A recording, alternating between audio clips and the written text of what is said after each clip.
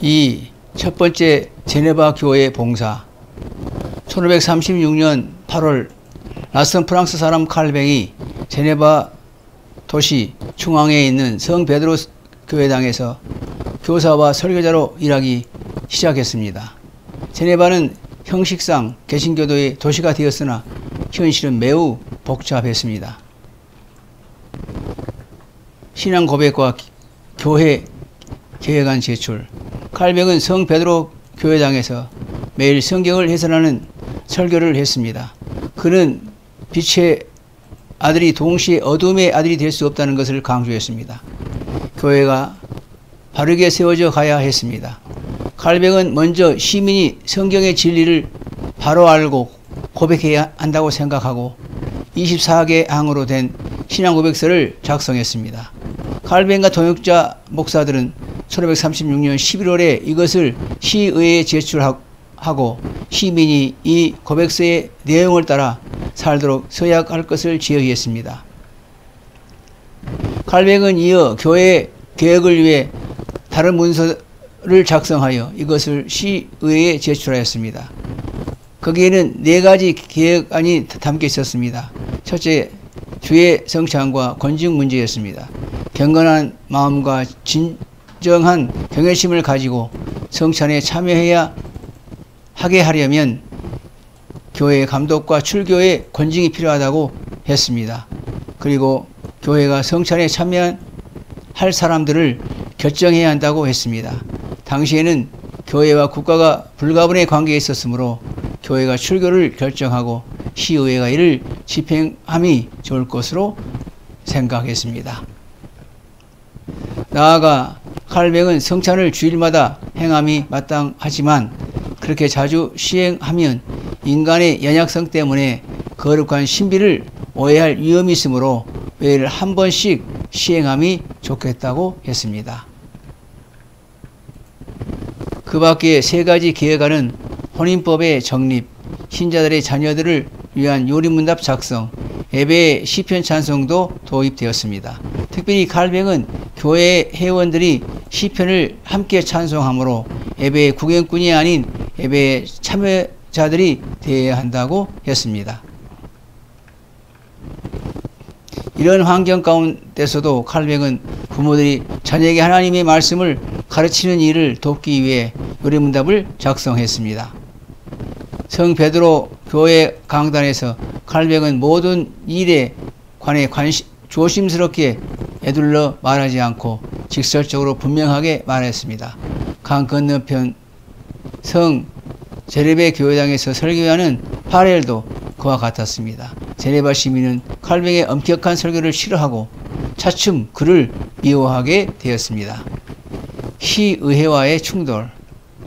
공개 토론에서 제네바의 설교자들은 이들을 강하게 논박했고 시의회는 이들이 제네바를 떠나도록 정했습니다. 그러나 저들은 계속 머물면서 제네바 설교자들에 대한 제네바 시민의 불만의 불길에 기름을 끼얹었습니다. 이런 가운데 칼뱅과 파렐에 대한 제네바 시민의 증오는 더해만 갔습니다. 1538년 2월 선거에서 제네바 시민은 칼뱅과 그의 계획안에 반대해온 행정장관 3명을 선출했습니다. 200인 대의회는 목회자들이 아무도 성찬에서 제외할 수 없도록 그들의 권한을 제한했습니다.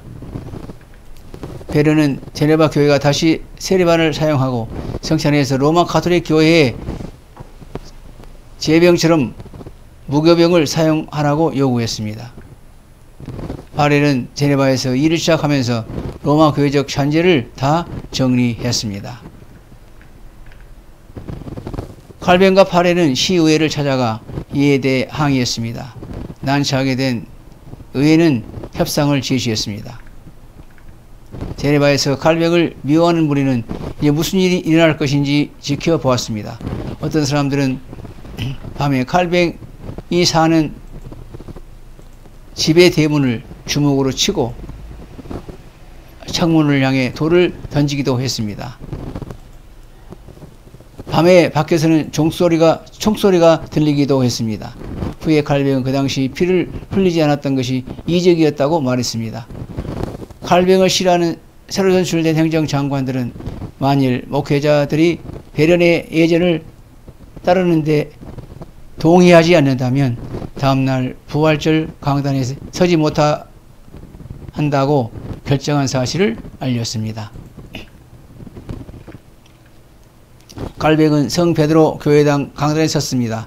그의 날카로운 두 눈은 분노에 떠드는 수천의 회중을 내려다보고 분명하고 확신 있게 말씀을 전했습니다. 부활절 주일에는 언제나 성찬을 베풀었습니다. 그러나 싸움과 난동 속에 성찬을 베풀 수는 없었습니다. 그 주일에 성 베드로 교회당에서는 성찬을 베풀지 않았습니다. 강 건너 파렐이 예배를 인도한 성 제르베 교회당에서도 마찬가지였습니다. 부활절 오후에 칼뱅은 호숫가 아래에 있는 리브 교회당 강단에서 설교할 차례였습니다. 청중은 침묵 속에서 기다렸습니다. 칼뱅이 설득력 있고 명확한 어조로 제네바의 문제들에 대하여 말하였습니다. 어떤 목격자가 기적적으로 피를 보지 않았다고 말할 정도였습니다. 칼뱅과 목사들이 축출당함. 칼뱅과 파렐은 예배를 인도하고 각자의 집에서 의회의 다음 조치를 기다렸습니다. 주일 밤에 행정장관들은 임시회를 열고 월요일에 200인 대의회를 소집했습니다. 이 의회는 칼뱅과 크롤과 파렐 목사 세 목회자에게 사흘의 여유를 줬습니다. 그 안에 우리 도시를 떠날 것을 명한다라고 결의를 했습니다.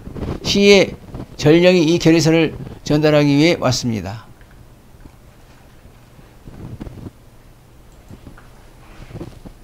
(1538년 4월 25일) 칼뱅과 파렐 그리고 감옥에서 막 나온 맹인 목사 크롤 세 사람은 빌린 말을 타고 제네바 성문을 빠져나와 제네바를 떠났습니다. 단지 하룻밤을 제네바에서 보내했던 칼뱅은 20개를 머물다 떠나게 되었습니다. 3. 스트라스부르의 생활. 제네바를 떠나 맹인 크롤 목사는 그의 친구들이 사는 마을에 머물게 되고 칼뱅과 파렐은 계속 말을 타고 베른으로 갔습니다. 이는 스위스 교회들의 연합회에서 자신들을 변호하기 위해서였습니다.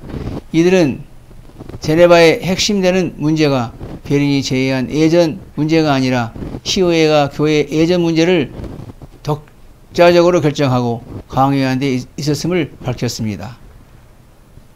칼뱅은 그의 7월에 스트라스부르에서 가서 후원 목사들을 만났습니다. 목사들은 칼뱅에게 스트라스부르에 피난한 프랑스 피난민을 위해 봉사하는 목사가 되어달라고 요청하였습니다.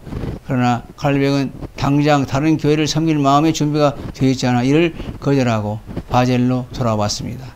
2개월이 지난 후 이제 그곳의 유명한 개혁자 부처가 지난날 파렐이 행한 것과 같은 역할에 나섰습니다. 그는 하나님께서는 요나를 찾아내셨듯이 배은망덕한 종을 찾아낼 것입니다. 라고 위협을 주었습니다. 칼뱅은 강력한 이 말에 다시 무릎을 꿇고 말았습니다. 프랑스 피난민들 교회를 위한 목사, 그 앞에 있는 프랑스 피난민들은 새 복음 신앙을 지키기 위해 고국을 버리고 온 분들이었습니다. 그들에게는 성경적인 신앙의 가장 큰 재산이었습니다. 그들은 모국어로 하나님의 말씀을 전하기 위해 온 목사 칼뱅에게 감사하면서 청종했습니다. 스트라스부르에 머문 3년 동안의 생활은 칼뱅에게 있어서 가장 평화로웠습니다. 그는 한동안 부처의 집에서 같이 지냈습니다. 당시 부처의 집은 많은 피난민이 와서 기거하는 숙소가 되어 있었습니다. 칼뱅은 거기서 매우 온건한 태도를 보였습니다. 성찬을 그곳의 관리에 따라 베풀었습니다. 그런 교회에서 근본적인 문제가 아닌 때에는 반대의 목소리를 내지 않았습니다. 칼뱅은 그곳에서 성격이 급하고 투쟁적인 파렐과 달리 온화하고 유연한 부처를 선배 동역자로 하고 있었습니다. 부처는 주로 루터의 신학과 예배 모범을 따르고 있었습니다. 칼뱅은 오케이웨이의 스트라스부르 김나지움에서 성경 강해를 했습니다. 그는 또 책도 썼습니다. 그는 첫 번째 판보다 부피가 훨씬 불어난 기독교 강요 제2판을 라틴어로 내고 프랑스어로 번역도 했습니다. 1539년 10월에는 그와 로마서 강의 내용이 책으로 출판되었습니다. 이것은 그의 많은 주석 중에 첫 작품이요 최고의 주석 가운데 하나로 꼽혔습니다. 그는 이어 우리 주님의 성찬이라는 소논문을 썼습니다. 그는 평화로운 도시에서 목사로 분주하게 뛰었지만 경제적으로는 어려움을 겪었습니다. 칼뱅은 당시 혼자가 아니라 의붓누이 마리와 자기 남동생 앙투안도 함께 있었습니다. 결혼. 그동안 부처는 칼뱅에게 결혼할 것을 권유했습니다. 그는 매우 가정적인 분으로 그의 아내 엘리자베스는 수많은 피난민과 손님들을 불평하지 않고 받아들였습니다. 부처 부부에게는 6명의 아들이 있었습니다. 칼뱅도 결혼할 마음을 가지고 정숙하고 지나치게 까다롭거나 괴팍하지 않으며 겸손하고 인내심이 많으며 자기 건강에 관심을 둘 신부를 찾았습니다. 1539년 1월에 파렐에게 그가 결혼하게 되면 주례를 해달라는 부탁을 했습니다. 하지만 1540년 2월까지도 독신으로 지냈습니다. 칼뱅은 자신의 피난민 교회 회중 가운데에서 신부를 발견했습니다. 신부는 두 아이를 가진 과부였습니다. 신부 아들레드 드비르는 그가 바라는 목을 갖추었을 뿐 아니라 아름다웠습니다. 아들 레트는 네덜란드 출신으로 그의 첫 남편은 상인으로 스트라스부르에서 칼뱅의 설교를 듣고 제세례파에서 돌아온 분이었습니다. 그는 얼마 후 역병으로 세상을 떠났습니다. 한 달이 못되어 두 사람은 첫 병고를 치렀습니다.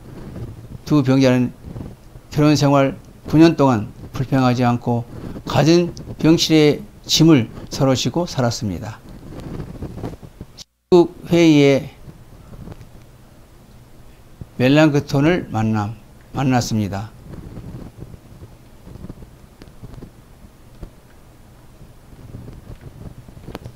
제국회의에서 칼뱅이 독일의 여러 제후와 신학자를 만난 것은 큰 소득이었습니다. 그는 1539년 봄에 프랑크푸르트에서 루터의 오른팔 격인 멜랑키톤을 만나고 친교를 가졌습니다. 이때 두 사람 사이에 맺어진 우정은 멜랑크톤이 세상을 떠나기까지 20년 넘게 계속되었습니다. 멜랑크톤은 칼뱅보다 12살이 위에 있었습니다. 그는 점잖고 온유한 성품을 가졌습니다. 멜랑크톤은 사람들에게 칼뱅을 진정한 신학자라고 했고 칼뱅은 그를 해박한 지식과 경건을 갖춘 존경을 받을 만한 분이라고 했습니다.